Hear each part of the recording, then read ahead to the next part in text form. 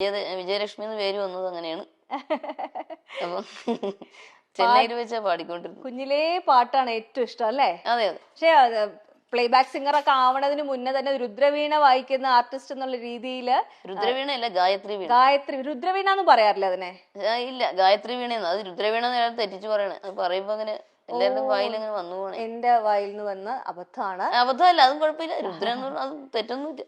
ഗായത്രി വീണ. സാധാരണ വീണയിൽ നിന്ന് ഗായത്രി വീണ എന്താണ് പ്രത്യേകത?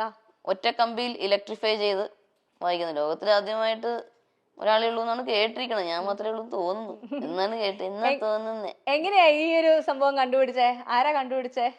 എനിക്ക് 15 വയസ്സുള്ളപ്പോൾ എന്റെ കോ ബ്രദർ ചെന്നൈയിൽ നിന്ന് വന്നായിരുന്നു. അദ്ദേഹത്തിന്റെ പേര് വിനോദ് എന്നായിരുന്നു. അപ്പൊ അദ്ദേഹം എപ്പോഴും കളി സാധനങ്ങൾ നിർമ്മിക്കുമായിരുന്നു. അപ്പൊ കളിവീണ നിർമ്മിച്ചു. അതിൽ ആദ്യം ടങ്കീസ് ആയിരുന്നു, പിന്നെ ഒരു കമ്പി ഉപയോഗിച്ച് പ്ലാസ്റ്റിക് ബോട്ടിൽ ഉപയോഗിച്ച് നിർമ്മിച്ചു. അപ്പോൾ ഞാനാണ് അതിൽ സപ്തസ്വരങ്ങളൊക്കെ വായിക്കാൻ തുടങ്ങി. അച്ഛനോട് അമ്മയോട് സ്പൂൺ എടുത്തോണ്ട് വരാൻ പറയും. സ്പൂൺ കൊണ്ട് ഉരച്ച്, spoon, screw driver, test tube, പല സാധനങ്ങൾ പരീക്ഷിച്ച് അപ്പൊ അങ്ങനെ വായിച്ചു തുടങ്ങി. അപ്പൊ 1997 നമ്മുടെ സ്റ്റേറ്റ് സ്കൂൾ ഫെസ്റ്റിവലിന് ക്ലാസിക്കൽ മ്യൂസിക്കിന് 1ാം സ്ഥാനം ലഭിച്ചു. അപ്പോൾ കുമ്മനം ശശികുമാർ സാറ് ഗായത്രി തമ്പുരു സമ്മാനം നൽകി.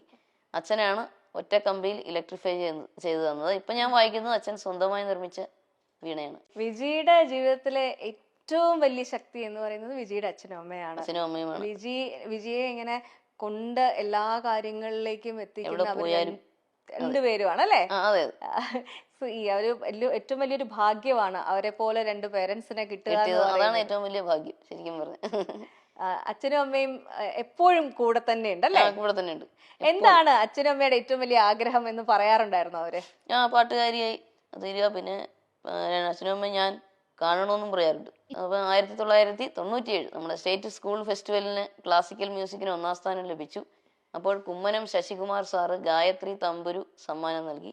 അച്ഛനാണ് ഒറ്റ കമ്പിയിൽ ഇലക്ട്രിഫൈ ചെയ്തു തന്നത്. ഇപ്പൊ ഞാൻ വായിക്കുന്നത് അച്ഛൻ സ്വന്തമായി നിർമ്മിച്ച വീണയാണ്. വിജിയുടെ ജീവിതത്തിലെ ഏറ്റവും വലിയ ശക്തി എന്ന് പറയുന്നത് വിജിയുടെ അച്ഛനും അമ്മയാണ്. അച്ഛനും അമ്മയുമാണ്. വിജിയെ ഇങ്ങനെ കൊണ്ട് എല്ലാ കാര്യങ്ങളിലേക്കും എത്തിക്കുന്ന രണ്ടുപേരുമാണ് അല്ലേ? ഈ ഒരു ഏറ്റവും വലിയൊരു ഭാഗ്യമാണ് അവരെ പോലെ 2 പേരൻസിനെ കിട്ടുക. അതാണ് ഏറ്റവും വലിയ ഭാഗ്യം ശരിക്കും പറഞ്ഞു. അച്ഛനും അമ്മയും എപ്പോഴും കൂടെ തന്നെ ഉണ്ടല്ലേ? കൂടെ തന്നെ ഉണ്ട്. എന്താണ് അച്ഛനും അമ്മയുടെ ഏറ്റവും വലിയ ആഗ്രഹം എന്ന് പറയാറുണ്ടായിരുന്നു അവര്? പാട്ടുകാരിയായി തീരുക. പിന്നെ അച്ഛനും അമ്മയും ഞാൻ കാണണമെന്നും പറയാറുണ്ട്. അത് പ്രധാനമായിട്ട്. നല്ലൊരു ജീവിതം ഉണ്ടാകുക, ഇതൊക്കെ തന്നെ. സംഗീതത്തിൽ എത്ര എത്തിക്കാമോ അത്ര എത്തിക്കുക എന്നുള്ളതാണ്. നമ്മളെ അച്ഛനമ്മമാര് നമ്മളെ നോക്കുന്നത് പോലെ വേറെ ആർക്കും ചെയ്യാൻ പറ്റില്ല എന്നുള്ളൊരു സംഭവം ഉണ്ട്. ഈ അച്ഛനമ്മയും കൈ പിടിച്ച് കൊണ്ട് നടക്കുന്നതിനൊപ്പം അവരും ഒരു എന്താ പറയാ, വിജിയുടെ കൈ ഒരാളെ പിടിച്ച് ഏൽപ്പിച്ചിരുന്നു സന്തോഷത്തോടു കൂടി. പക്ഷെ നമ്മൾ വിചാരിച്ചതുപോലെ എല്ലാ കാര്യങ്ങളൊക്കെ. അതിനെപ്പറ്റി പറയാൻ വിഷമമുണ്ടെങ്കിൽ വേണ്ട. എന്തിനാ വെറുതെ. ഇപ്പൊ അദ്ദേഹം ഇപ്പം അദ്ദേഹം ഇങ്ങനെ അറിഞ്ഞിരിക്കുന്ന അദ്ദേഹം വേറെ വിവാഹിതനായി ജീവിക്കുമല്ലേ, നമ്മളായിട്ട് വെറുതെ. അങ്ങനെയാണ് മാമനൊക്കെ പറഞ്ഞത്. അദ്ദേഹം എന്ത് ചെയ്യുന്നു എന്നുള്ളത് നമ്മൾ വിട്ടേക്കാം. അത് വിട്, അത് നമുക്ക് വിടണ്ടല്ലോ. അപ്പൊ കേട്ട് ആ ഒരു എന്താ പറയാ, ജീവിതത്തിന്റെ യാത്രയിൽ നമ്മളോടൊപ്പം വന്നു ചേർന്ന വ്യക്തി നമ്മളെ മനസ്സിലാക്കിയില്ല എന്നുള്ളൊരു വിഷമം ഭയങ്കരമായിട്ടുണ്ട് അല്ലേ? അതുണ്ട്. നമ്മുടെ ദുഃഖം എന്താണെന്നോ എന്താണ് വിഷമമെന്ന് മനസ്സിലാക്കാതെ പെരുമാറുക. അച്ഛനും അമ്മയും പാടില്ല. അവരൊക്കെ അകറ്റുവാൻ നോക്കുക അതായത് എല്ലാം ഒറ്റയ്ക്ക് എല്ലാവരെയും കൂടെ അച്ഛനും അമ്മയും മാത്രമല്ല എല്ലാവരെയും അകറ്റാൻ നോക്കുക. നമ്മൾ സമ്മതിച്ചില്ല.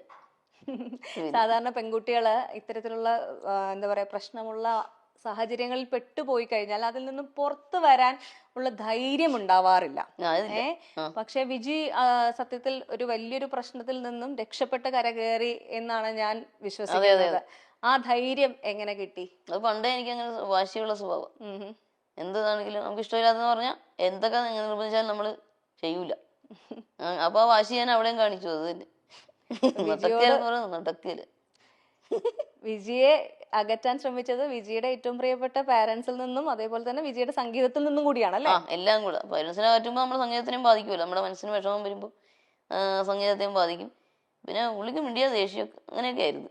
മിണ്ടിയ ദേഷ്യം. അതിപ്പോ നമ്മള് പാട്ട് കേൾക്കുമ്പോഴേ കൈ കൊട്ടുക, താളം പിടിക്കുക, എല്ലാത്തിനും ദേഷ്യം. ഞാൻ പറയാതെ ദേഷ്യം വെച്ചോണ്ട് അവിടെ എങ്ങനെ പോയി ഇരിക്കാൻ പറയും. ഇങ്ങോട്ട് വരണ്ടി അത് വേണ്ടെന്ന് പറയും.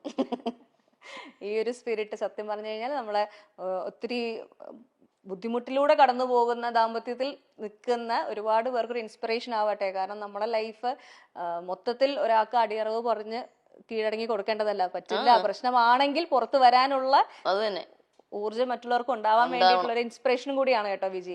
അതെ അതെ, പിന്നെ അല്ലാണ്ട് അങ്ങനെ കീഴടങ്ങേണ്ട ആവശ്യം എന്താ, പണിയില്ലേ, അതിന്റെ ആവശ്യമില്ല.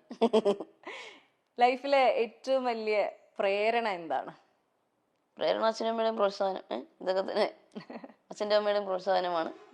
പിന്നെ ഇത് നമ്മുടെ സ്വന്തം ഇഷ്ടപ്രകാരം ആരും പറഞ്ഞിട്ടല്ല കേട്ടോ.